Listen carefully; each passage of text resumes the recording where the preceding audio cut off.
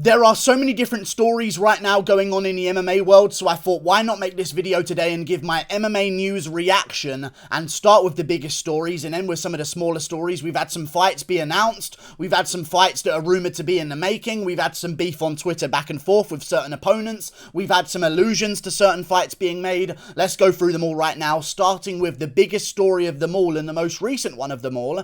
Dustin Poirier calling out Nathan Diaz on his Twitter with a single word, saying the word Nathan, after Nate Diaz alluded to McGregor earlier on that he was going to show him how it was done, and he showed a gun pointing to a diamond. I just want to say immediately off the bat, I understand that this post that Dustin Poirier made has 8,000 likes on Twitter and it's going to get a lot of support. I don't want to see Dustin Poirier versus Nate Diaz. Charles Oliveira versus Dustin Poirier will be the next fight that's going to happen. I want no excuses in any way whatsoever. Dustin Poirier versus Charles Oliveira needs to happen right now for the good of the lightweight division. Otherwise, there's literally no one for Charles Oliveira to take on, because Justin Gaethje just signed a fight with Michael Chandler. Islam Makhachev just signed a fight with Rafael Dos Anjos. And unless they would dare to give Beneil Dariush a title shot right now against Charles Oliveira, unless they had the balls to dare to make that fight, there is literally no other fight for Charles Oliveira right now, and I think Dustin Poirier has to take him on next. He's the #1 contender. Maybe he's playing a game right now to show the UFC like, hey, I don't need the title shot. I've got a couple of other options that I could do instead to make some money, so you better make it worth my while to have this title shot against Charles Oliveira. I'm going to maybe want some pay-per-view points, who knows again. I don't know if he's going to get pay-per-view points moving forward past the McGregor fight, who knows. But maybe he's trying to play a little bit of a negotiation game here, but I just don't like the idea of Nate Diaz, I believe, who is 21-13 in his career right now. And that might be being a little bit generous because I don't actually know what his exact record is. His exact record is, and this will take me, 21-13. I was correct. He is not ranked at lightweight. He is not ranked at welterweight. There is no way in any other situation with any other fighter this would be justified as a title elimination bout in the lightweight division. If Poirier were to get past the unranked Nate Diaz, only then he could get a title shot against Charles Oliveira. I think we need to strike now while the name of Poirier is hot. No pun intended, like his sauce. Either way, I think Poirier's name is bigger than ever right now. I don't need Nate Diaz to survive a 5-round arse whooping and rock Poirier at the end so everyone thinks lesser of Poirier and acts like Nate Diaz actually won the fight and would have won if there was an extra minute or so. I don't need any situations like that. We just ruined Leon Edwards' chances of getting a title shot by matching him up with Nate Diaz and having a very bad ending. I want Dustin Poirier versus Charles Oliveira, and that's final. No more questions. No more dumb Nate Diaz matchups. If Nate Diaz wants to fight, hey, if Lawler beats Nick Diaz, Diaz versus Lawler makes sense. Nate Diaz versus Lawler. Hey, if Masvidal actually wants a Nate Diaz rematch, I don't honestly mind, so long as it doesn't interfere with real top contenders looking for title elimination bouts in their division. However, I just spoke about Leon Edwards. Let's get to him next. Another thing has happened in the news. Gilbert Burns, I don't even know what words I just said there. Another thing has happened in the news of MMA. Gilbert Burns and Leon Edwards have been going back and forth for a very long time on Twitter. Overnight, yesterday they went back and forth as well. Gilbert Burns is a top contender right now in the welterweight division, I believe ranked #2. Leon Edwards himself is ranked #4, I believe, in the welterweight division, maybe even #3. I'm not too sure. Either way, the winner of that bout would definitely be in a position to get a title shot in the welterweight division. But Leon Edwards is saying no to it, and Gilbert Burns is persistently saying yes. So this does look quite bad on Leon Edwards, because Leon Edwards, again, Nate Diaz is not a title elimination bout, and it's actually hilarious, Leon Edwards, that you thought by beating Nate Diaz you would get a title shot in the welterweight division.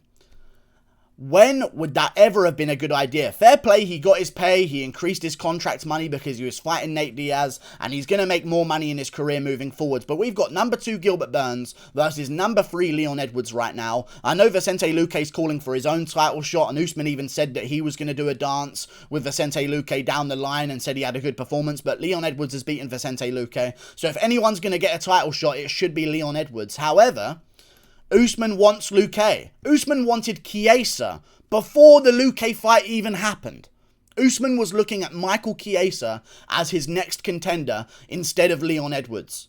That's the reality we're in. That's the division of welterweight right now. That's the champion we have. It's an absolute fucking shit show and a circus. Let's make Gilbert Burns versus Leon Edwards. Gilbert Burns wants it real bad. Leon Edwards have been talking some shit as well. I think make that fight, and if you're Leon Edwards, you get a nice bit of pay, your main event of fight night, maybe you even put them on the same card as Usman versus Covington and say, hey, Edwards, take this fight on the card. If anything happens to the main event, you're going to be the guy that we jump up into the main event spot and take someone's position to fight Covington for an interim belt or fight Usman for the belt if Covington pulls out of the fight. I feel like Leon Edwards-Burns needs to happen now, because otherwise, and Gilbert Burns said this himself, and I'm going to read it right now because it is actually a perfect quote from Gilbert Burns.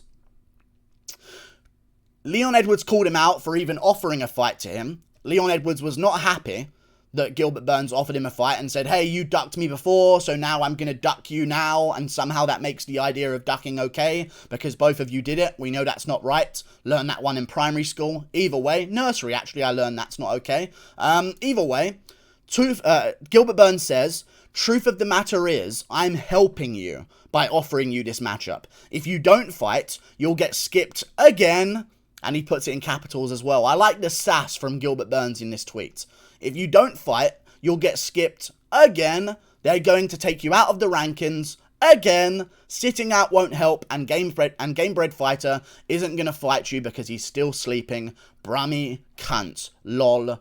Laughing emoji. I think Gilbert Burns versus Leon Edwards needs to be the next fight to make next. I know that Leon Edwards is looking at a Jorge Masvidal matchup. Listen, man, I know Masvidal's a much bigger name, but it just makes so much more sense for the Burns matchup. Masvidal is coming off a loss, and Ali Abdelaziz is just sticking his fucking nose in absolutely everything. He's sticking that lump on his forehead in the mix on every single topic, saying, hey, we're looking like we might take on Vicente Luque next, but if Leon Edwards takes on fucking Jorge Masvidal coming off a loss and got KO'd brutally and isn't even ranked in the top 5 of the welterweight division, maybe we'd reconsider. I say, you know what, Leon Edwards? Say fuck you to Ali Abdelaziz, say fuck you to everyone, take on Gilbert Burns in the main event of a fight night, and then they cannot deny you. Because guess what, Leon Edwards? You fought Nate Diaz, and before that you fought fucking Bilal Muhammad.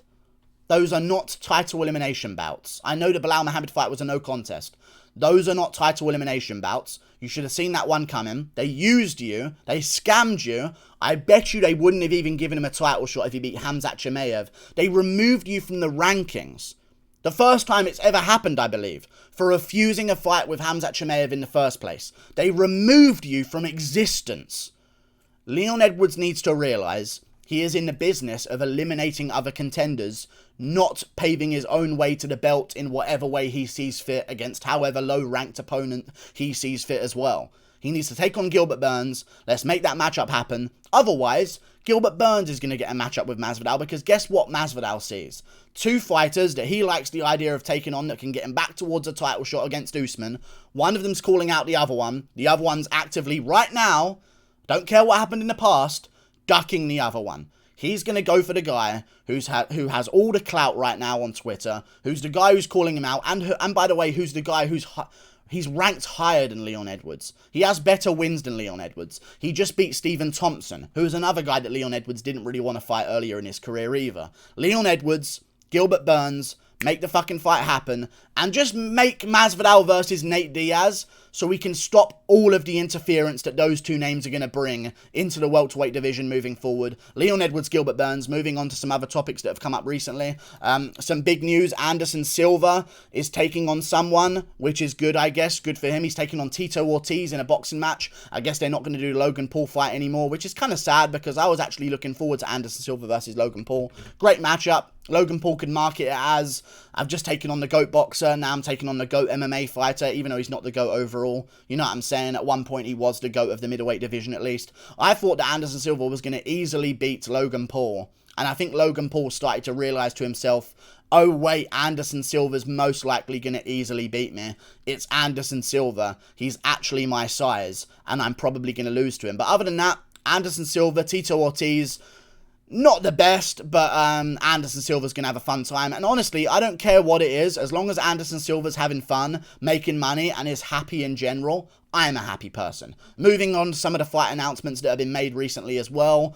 Earlier this week, Edmen Shahbazyan versus Nassourdine Imavov got announced. That's a huge fight in the middleweight division. Nassourdine Imavov coming off a big win against Ian Heinisch not that long ago either, only a couple of cards ago. And Edmen Shahbazyan, of course, coming off that bad loss to Jack Hermansson. Took some damage there, lost to Brunson before that. I would lean Nassourdine Imavov here.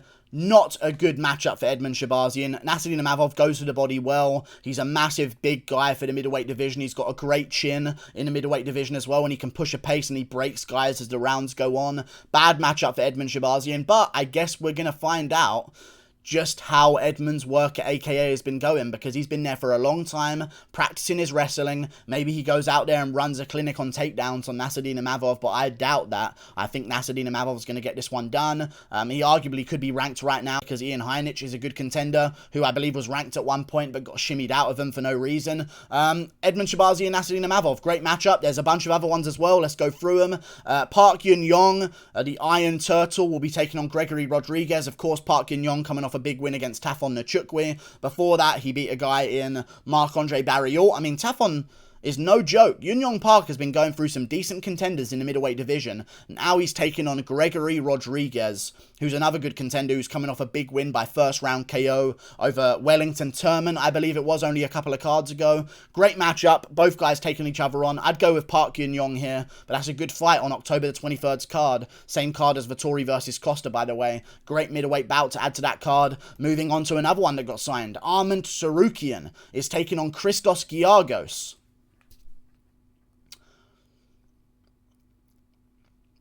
I don't get it. I don't get it at all. Arman Tsarukyan said that Dan Hooker wasn't accepting a fight with him, but Dan Hooker's now looking for a fight with Nasrat Haqparast, which is equally as dangerous. Even though Arman Tsarukyan's a better fighter than Nasrat Haqparast, both of those fights do nothing for Dan Hooker. Why did Arman sign this fight if he was in negotiations with Dan Hooker, and Dan Hooker wanted to fight in September on the pay-per-view card? Why would Arman sign this fight with Christos fucking Giagos? Or maybe Dan Hooker secretly doesn't want the Arman Tsarukyan fight, even though he said he did, and said he also wanted the Nasrat Haqparast fight. Maybe not, and maybe they've just shipped in Christos Giagos to give Arman Tsarukyan basically a free win in the lightweight division. I don't understand the matchmaking, but whatever, it's added to the September 18th card, and we need these cards to be way better than they actually are right now, so I'm glad that fight has been made. Not a good matchup, though. Arman's going to destroy him, but good for him. He's going to get a free paycheck and improve his ranking. He's a very young guy. No need to rush him. I don't mind. Moving on, Jonathan Martinez versus Marcelo Rojo has also been made. Good matchup. Both guys had their opponents fall out. Kevin Kroom fell out of the Marcelo Rojo fight. Nathaniel Wood fell out of the Jonathan Martinez fight with a broken hand. Match them up together. Makes all the sense in the world. I'm actually going to go with the underdog here, and he will be the underdog. I'm going with Marcelo Rojo. I think if Marcelo Rojo had a full camp leading into his fight with Charles Jourdain, he would have beaten Charles Jourdain. So, I'm going to go with Marcelo Rojo. Very good fighter, very explosive, got great cardio, got great toughness. I reckon he goes out there and beats Jonathan Martinez. Moving on, Tom Aspinall is back in the mix, and so is Sergey Pavlovich. Two great heavyweights, both of them ranked right now in the heavyweight division. Number 13, Tom Aspinall, versus number 15 at the moment, Sergey Pavlovich. I have no idea how he's still ranked, because he's been out of the game for what feels like 2 fucking years. Either way, he's coming off a big win by first round KO over Maurice Green, which doesn't age as well. I'm going to go with Tom Aspinall here, getting a TKO in the first round, or even taking down Sergey Pavlovich over him, exposed a bit of a ground game hole in Sergey Pavlovich's game, I guess, if you could say that. I say Aspinall goes out there, gets a first round finish. Good fight though. Sergey Pavlovich is no joke. Big heavyweight, young guy as well. Been practicing in this time off, I'm assuming. I reckon he's coming back after a steroid suspension, which is why we have no idea about his inactivity, and he's just popped up out of nowhere. I would imagine he got caught on roids. If you look at the earlier pictures of Pavlovich's career in the regional scene around his area of the world, around Russia, he in completely different shape. I reckon he was on roids. He's now off of them. Aspinall's going to obliterate him. But that's now a great card on September 4th. On the Till versus Brunson card, you've got Till Brunson, Craig Gustafsson, Ozdemir Ankliev, Perez Schnell, Aspinall Pavlovich, Vendramini versus Pimlet, Nurmagomedov versus Shaw, Jourdain versus Murphy. Great matchups up and down that card. And one more, Alexander Hernandez versus Leonardo Santos, October the 2nd. Good stuff. A great fight's announced. I'll go with Alexander Hernandez here getting a KO in the first round, especially after Leonardo Santos got KO'd by Grant Dawson. Don't think that chin's going to be the same. He's only getting older from here on out. He's a good fighter, don't get me wrong, but I could definitely see Alexander Hernandez realizing that he's got an older guy with not as good of a chin in those early rounds and just going straight blitzing into him and getting that KO in the first round like he did against Beneil Dariush. We'll see how it goes though. That's on the October 2nd card. Another great card in the UFC. And that's all there is in terms of news. No Poirier versus Diaz, and Edwards fight Gilbert Burns. Let's actually have some top contenders earn a fucking title shot for once. Fucking sick of it. Fight a top 3 opponent or don't fucking call out for a title shot. Fucking bullshit. Like and subscribe. Thank you for watching. Click that button up there. Toodle pip. I'll see you later.